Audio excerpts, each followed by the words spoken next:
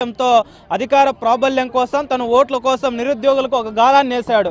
వేసినటువంటి గాలం ఏదంటే ప్రధానంగా ఏదైతే ఈ రాష్ట్రంలో ప్రధానంగా నిరుద్యోగంతో మగ్గుతున్నారో డిఎస్సి సంబంధించినటువంటి అభ్యర్థులు ఈ రాష్ట్రంలో 25,000 మెగా డిఎస్సి సంబంధించిన ఉద్యోగాలు ఖాళీ ఉంటే కేవలం 6,100 ఉద్యోగాలను విడుదల చేసి మీ అందరికి కూడా ఉద్యోగాలు భర్తీ చేస్తున్నానని జగన్మోహన్ రెడ్డి ప్రకటన చేశాడు.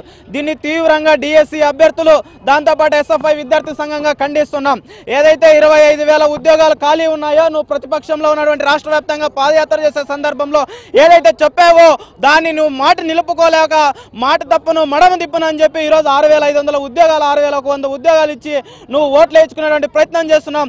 దీన్నన్నింటినీ తీవ్రంగా నిరుద్యోగులందరూ కూడా ఖండిస్తూ గత 2 రోజుల క్రితం కలెక్టరేట్ కార్యాలయం వద్ద ధర్నా చేసిన నిరుద్యోగుల మీద నువ్వు కేసు పెట్టేటువంటి ప్రయత్నం చేస్తున్నావు. పోలీస్ యంత్రాంగంతో భయపెట్టేటువంటి ప్రయత్నం చేస్తున్నావు. నువ్వు పెట్టేటువంటి కేసులకు నువ్వు భయపెట్టేటువంటి భయాందోళనకు ఎవరు కూడా భయపడం. నువ్వు ఏదైతే కోరుకుంటున్నావో దానికి సంబంధించి మేమందరం కూడా నీకు రిటర్న్ బటన్గా మేము ఓటు ద్వారా నీకు తెలియజేస్తాం. ఈ నిరసన సెగ పెరుగుతుందని చెప్పి ఈ సందర్భంగా తెలియజేస్తూ ఖాళీగా ఉన్న 25,000 ఉద్యోగాలను భర్తీ చేయాలని ఈ సందర్భంగా డిమాండ్ చేస్తాను.